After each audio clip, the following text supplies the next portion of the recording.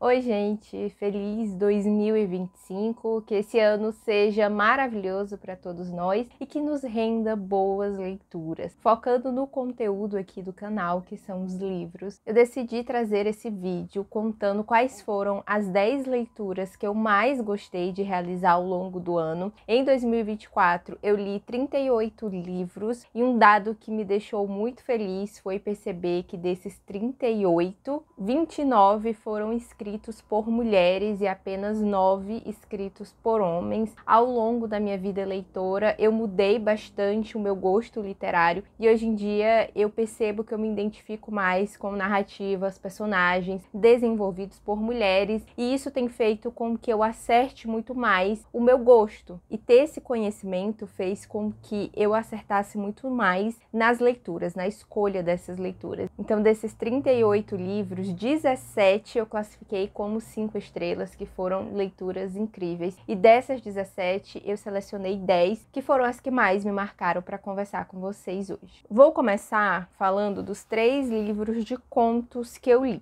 O que eu li mais no início do ano foi Rinha de Galos, da Maria Fernanda Ampuero. Ela é uma autora do Equador e esse livro, ele tem um drama, assim, um horror. Os contos, eles são muito pesados porque eles vão falar da realidade, né, dessa violência que nos cerca. Tem o conto Rinha de Galos, que ele é com certeza um dos mais marcantes, e ele aborda, por exemplo, o tráfico humano. E aí, em outros contos, nós temos questões de abuso e todas as outras violências que você pode imaginar. Eu gosto de ir marcando aqui quantas estrelas eu dei para cada conto, e esse é um livro que tem muitos contos com 5 estrelas, né, como por exemplo, a do Coro da Paixão, Nan, que é o nome de uma pessoa. Então, o que me fez gostar muito desse livro, além da escrita da autora, que ela consegue trabalhar muito bem essas temáticas sem ser apelativo, é o fato dela ter construído contos muito diferentes um do outro. Apesar de seguirem essa mesma temática ali, de trazer esse horror social, ela conseguiu criar ambientes e personagens muito individuais, que eu consigo lembrar deles facilmente. E foi um livro difícil, eu não li ele tão rápido, recomendo que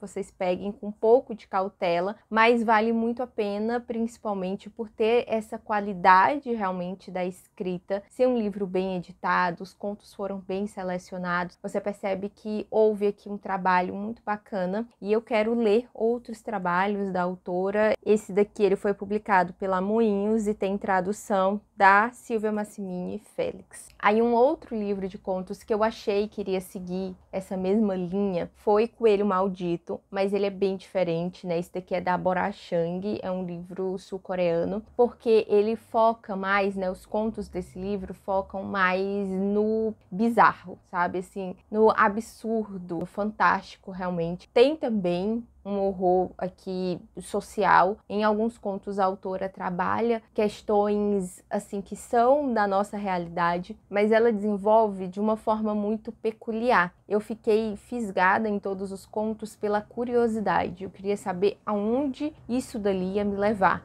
sobre o que ela estava falando. Tem 2 contos que ficaram muito famosos por conta dessa bizarrice, que é um em que a mulher conversa com uma cabeça que mora no vaso sanitário, e o outro que é de uma mulher que é engravida pelo uso excessivo do anticoncepcional. Então ela traz essa crítica, mas em situações assim que nós nunca iríamos imaginar. Esse daqui saiu pela Alfaguara, que é um selo da Companhia das Letras, e tem a tradução de Hyo Jung-sung, né? Devo ter falado errado, mas assim, eu recomendo demais. Eu já fiz vídeos falando de alguns dos contos desse livro e eu posso deixar aqui linkado caso você queira acompanhar. E eu já adianto que é um livro para quem gosta mesmo do diferente, do absurdo, e que se deixa levar por essas histórias, que não fica procurando muito a lógica naquilo tudo, sabe? Mas que se entrega para uma narrativa que se propõe a ser diferente. Aí o último livro de contos que eu li, e foi, eu acho que o último livro do ano também, é simplesmente o melhor livro de contos que eu já li na minha vida, que é Erva Brava, da Pauline Torte. Esse é um livro nacional, ele não tem uma publicação agora recente, eu já tinha recebido a recomendação desse livro, mas demorei muito a pegar. Ele é de 2021 e esse daqui já é uma reimpressão de 2023. É um livro que saiu pela editora Fósforo e nesse livro a autora ela situa todos os contos em uma cidade fictícia e eles são muito diferentes um do outro. Em cada um a gente vai acompanhar um personagem que tem ali a sua questão, então tem temáticas aqui diferentes. Um que eu achei particularmente muito interessante é o de um senhor que ele toca os sinos da igreja e ele está tentando passar essa cultura, essa profissão para as novas gerações, mas as pessoas não dão tanto valor quanto ele. Tem um outro que é extremamente sufocante, que é de um rapaz que trabalha em um silo de soja e ele acaba ficando preso lá e ele a todo momento acha que vai morrer. É um conto também narrado em segunda pessoa, então tem uma diferença ali de perspectiva do quanto que a gente se coloca nessa narrativa. Eu gostei de todos os contos desse livro. Ele tem, eu acho que uns 12 contos, isso. E eu acho assim um trabalho magnífico da seleção, do tema, assim, do tanto que a água ela está presente desde o início até o final, de algumas peculiaridades que a autora conseguiu colocar no livro, a forma como ela escreve, como ela constrói os personagens em cada conto é muito interessante. Então, com certeza, assim, dos 3 livros de contos que eu li, esse daqui foi o meu favorito. Eu li em uma leitura conjunta, então estou trazendo aqui mais do que recomendado. É um livro que eu quero falar um pouco mais sobre os contos, talvez trazer um vídeo individual para ele, né? Me conta se vocês gostam desse tipo de vídeo de resenha de livro de contos, em que eu comento um pouco dos contos para vocês terem uma noção do que espera. Então, sem dúvida aí, o melhor que eu já li. O próximo livro, ele é o único de não ficção que vai entrar nessa lista, mas não foi o único de não ficção que eu amei. Só que eu resolvi trazer apenas Aos Prantos no Mercado, da Michelle Zauner. Esse livro que também saiu pela Fósforo, ele tem a tradução da Ana Ban e vai contar sobre a relação da autora, que ela é uma vocalista de uma banda, com a morte da mãe dela, né? Então ela acompanha o tratamento da mãe, que a mãe enfrenta um câncer, e depois como que fica a vida dela e do pai após a partida da mãe. Achei um livro muito sensível, muito honesto, porque a autora ela não esconde os conflitos que ela e a mãe tinham. Ela nasceu nos Estados Unidos, mas a mãe é sul-coreana, o pai dela que é norte-americano. Então ela não se identifica 100% com nenhuma das duas culturas e é através da comida que ela vai se conectar com a mãe após a morte, né? Então ela lembra das vezes em que a mãe cozinhou para ela, de quando elas saíam para comer em um restaurante coreano, e ela vai sempre em uma rede específica de supermercados nos Estados Unidos, que é a H Mart, tanto que o nome em inglês desse livro faz referência a essa rede,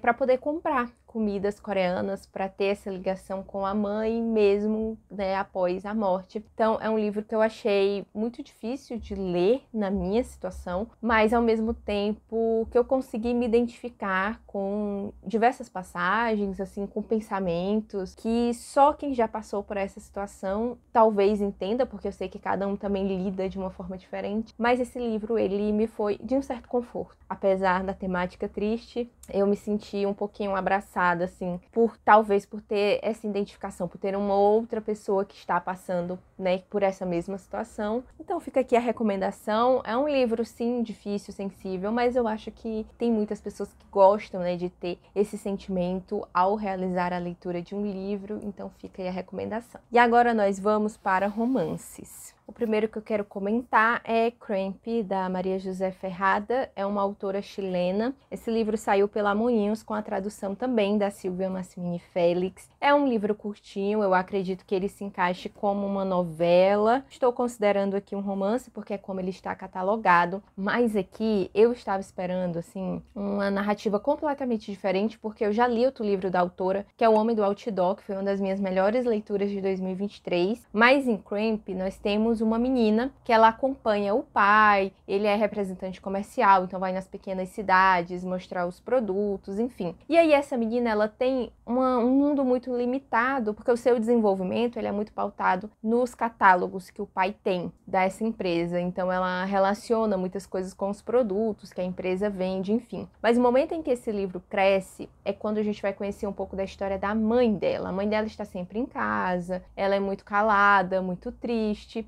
e tem também um fotógrafo que é amigo do pai e que ele está muito presente. E esse fotógrafo, ele se diz que é um fotógrafo que tenta capturar a imagem de fantasmas. E a gente não vai entendendo muito bem até que depois nós compreendemos que é um livro que se passa no período da ditadura chilena. Então ele tem essa temática que fica ali nas entrelinhas, então é tudo muito subentendido, e eu gostei muito da sensibilidade, da sutileza com que a autora trabalhou. É um livro que até na newsletter, caso você não saiba, agora eu tenho uma newsletter, você pode assinar gratuitamente, eu deixo o link aqui na descrição.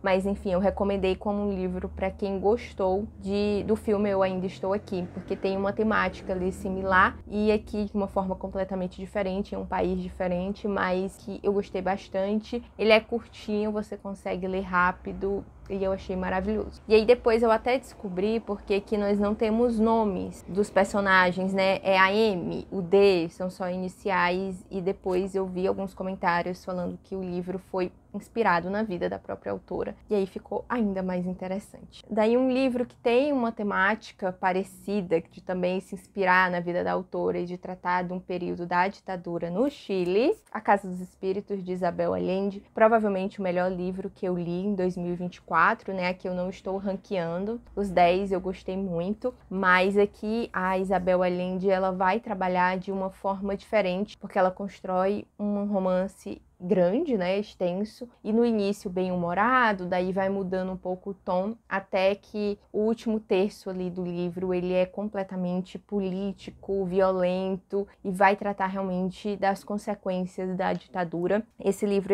a minha edição pelo menos, é da Bertrand Brasil, e tem tradução do Carlos Martins Pereira. Eu amei acompanhar os personagens, a forma como a autora coloca várias gerações, e todos os personagens são muito interessantes, os que ficam ali em volta também, né, os personagens secundários, eles são ótimos, e foi a melhor leitura coletiva do meu clube, que também, se você não sabe, você pode se inscrever, eu tenho um clube do livro que é gratuito, e agora em janeiro nós vamos ler outro livro da autora, do tanto que a gente gostou desse daqui, e ela escreve de uma forma muito envolvente, os capítulos a gente sempre fica com vontade de ler o próximo, e ela não situa exatamente no Chile, né, o livro, mas o presidente que foi então assassinado, né, que hoje é reconhecido que ele foi assassinado para que o golpe militar ocorresse, ele era da família da Isabel Allende, eu acho que ele era tio-avô dela, que é o Salvador Allende, então a gente entende que tem relação com a família dela, e eu acho esse livro maravilhoso, demorei muito para ler, né, para pegar, para realizar a leitura, e agora eu recomendo para todo mundo que eu tenha uma oportunidade. Daí um livro com uma temática completamente diferente,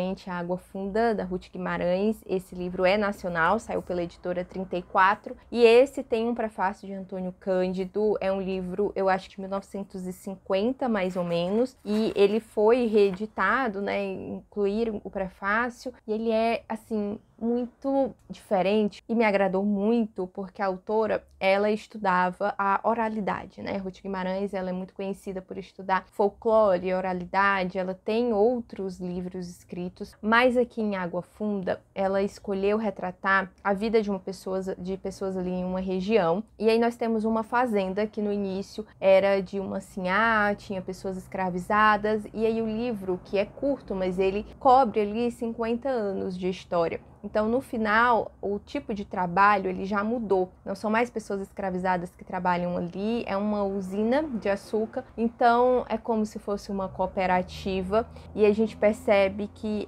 apesar de ter mudado a forma de trabalho, as coisas continuam muito iguais. E a forma como ela escreve foi até elogiada por Antônio Cândido. Ela consegue transmitir um estilo caipira, sem colocar os personagens falando errado. E isso é muito difícil de ser alcançado. Ele é um livro interessante, tem aqui um personagem que ele começa a falar, ele meio que desdenha da Mãe de Ouro, que é uma personagem do folclore, que não é muito conhecida aqui, pelo menos no Ceará, mas em regiões que tem minas. Ela é como se fosse um ser que guiava até a porta das minas, algo assim. E tem um acontecimento trágico aqui a partir dessa figura folclórica e desse personagem, e eu gosto muito do desenvolvimento, eu gosto como ela consegue mostrar essas formas de trabalho e a mudança na vida das pessoas. E, ai gente, eu achei muito interessante, são personagens maravilhosos, e a narradora, ela é completamente parcial, assim, em alguns momentos tem um pouco de opinião dela mesmo sobre os personagens, sobre o que ela está observando. Então achei maravilhoso. Eu tenho resenha, se eu não me engano, dele aqui. E assim, é um livro maravilhoso, leiam. Aí também no meu clube do livro nós lemos Frankenstein da Mary Shelley. Esse daqui é uma edição da Penguin, que é da Companhia das Letras, e tem a tradução do Christian Schwartz. Eu gosto muito dessa edição por trazer textos extras, né? Aqui tem um pós-fácil do Rui Castro, tem algumas notas, e a introdução é do Maurice Hindle,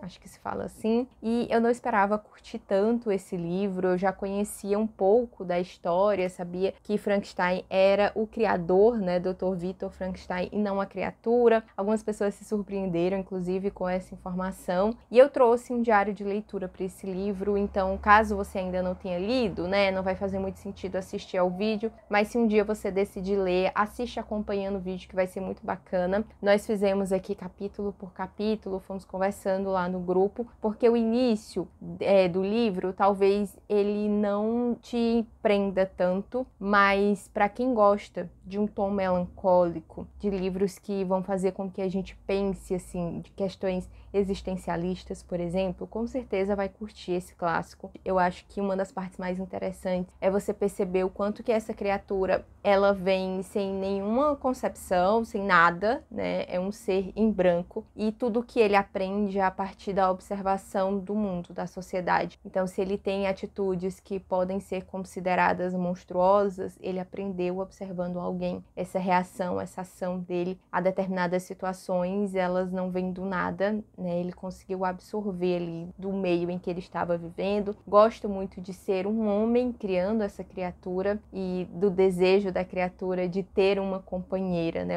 Essas questões de gênero e o quanto que isso impactam também na narrativa. É um clássico fácil de ser lido porque ele tem uma linguagem legal, ele é todo em cartas, e aí a gente começa primeiro com as cartas de um homem que está trabalhando, né? Ele fica enviando cartas para a irmã, e aí depois é que o Victor Frankenstein vai contar a história dele para esse homem. E eu acho esse um livro muito bacana para quem quer entrar nos clássicos, mas não quer pegar uma história tão fininha, que geralmente são os indicados para iniciante. Eu acho que esse daqui é uma boa opção. E aí os dois últimos livros que eu tenho aqui para mostrar para vocês, o penúltimo, né? Tu não te moves de ti, da Hilda Hilst.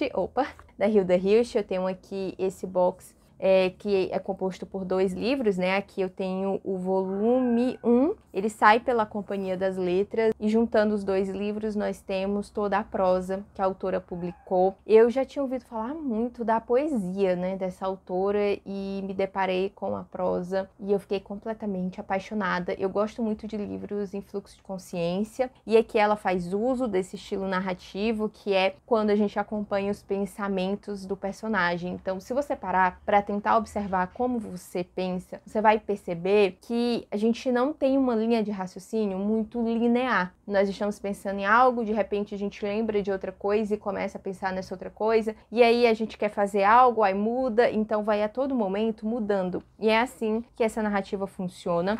Esse livro ele é dividido em 3 partes, e a que eu mais gosto é essa daqui, do Tadeu, que é justamente a primeira. Eu achei ele um personagem muito interessante, assim. Ele é um homem que ele não queria estar vivendo aquela vida corporativa, né? Ele queria sentar e ler os livros de poesia dele. E o que me encantou nesse livro é o uso mesmo, a escolha de vocabulário da autora. Então ela traz muitos adjetivos e ela traz muitas combinações de adjetivos para descrever uma voz, né? Nunca é uma voz suave, é uma voz doce, amendoasada, glutinosa, sabe? Assim, ela usa uns termos que eu achei muito interessante e eu gostei bastante também, rendeu boas discussões. Eu li em conjunto com o Clube da Jéssica, assim como também o Erva Brava também foi nesse mesmo clube. E eu gostei muito do tanto que a gente conversou sobre o livro. O livro ele cresce muito a partir do momento em que a gente compartilha as nossas impressões e recebe as impressões de outras pessoas. É por isso que eu gosto tanto de clubes de leitura, porque é no espaço, né? Ali muito seguro que a gente tem para falar abertamente sobre o que nós não entendemos, o que pra gente não fez sentido, mas aí outra pessoa entendeu de outra forma, e você começa a pensar, tipo, nossa, realmente isso faz sentido, porque na página tal ela fala isso, isso e isso. E é exatamente assim que nós vamos conseguindo compreender um pouco mais do livro, né, que foi lido. Então, gostei muito, quero continuar lendo agora em 2024. Vou escolher aqui outro livro dela. Esse foi publicado em 1980, é o último livro do volume 1, então talvez eu pegue o primeiro, que é o Fluxo Floema, para poder conhecer e talvez também pegar um pouco da poesia, né, da autora, porque ela é mais reconhecida, eu acho, pelo seu trabalho na poesia. E aí o último livro que eu tenho para mostrar para vocês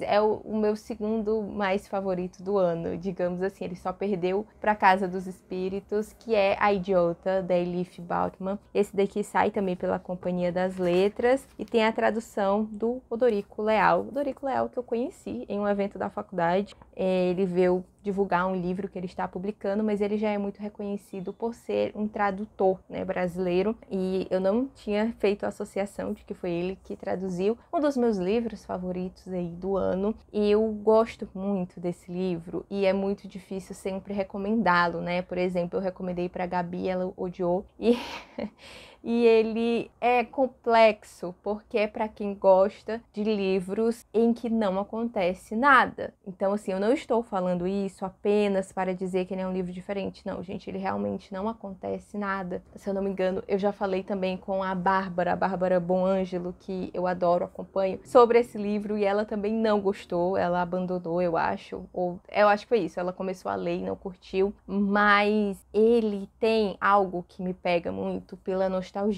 Nós vamos acompanhar uma jovem que está iniciando a faculdade, ali um curso de letras, literatura, e aí ela vai ter atitudes de uma jovem universitária. Então, assim, ela faz escolhas péssimas que eu nunca faria para minha vida, nem quando eu tinha a idade dela. E talvez isso que me encante, o fato de eu acompanhar uma personagem que é tão diferente de mim, e eu fico a todo momento, assim, eu vou lendo, né, eu li em e-book, eu tenho que passar minhas anotações, eu ficava assim, meu Deus, ela não vai fazer isso, ela ia lá e fazia. E são escolhas, assim, desde acadêmicas, né, de disciplinas que ela entra, que tem muito cara de que vai dar errado, mas ela entra mesmo assim, até escolhas amorosas. É óbvio, né? Tá nesse período em que a gente quer também se descobrir ali amorosamente, e ela quer se tornar uma escritora. Daí ela precisa estar em alguns lugares e buscar alguns cursos extras, por exemplo, que vá proporcionar esse aprendizado, né, de como escrever. E aí, o que ela acaba fazendo? Se colocando em situações horríveis para ter sobre o que escrever. Eu gostei muito, muito, muito mesmo. Tem a continuação, que eu tô com ela bem aqui, que é essa daqui, o Wow, aquele azul com verde, que eu queria ter lido em dezembro, mas não consegui. Será uma leitura agora do início do ano, porque eu quero continuar acompanhando a Celine, mas é um livro assim que eu vou recomendar para quem gosta desses livros mais calmos, em que você vai só acompanhar a personagem e nada de muito extraordinário vai acontecer. Então é isso, gente, esses foram os 10 livros que eu mais gostei de ler ao longo de 2024. Tem outros 15 livros que eu poderia ter comentado aqui com vocês, mas eu quis selecionar realmente os que ficaram comigo, sabe? Aqueles livros que eu finalizei e eles ainda me tocam de certa forma, eles ainda me acompanham e com certeza são livros que eu releria. Então, apesar de ter tido outros 15 livros aí que eu dei uma avaliação muito boa no Scoob, o Meu Scoob também fica aqui na descrição, que é uma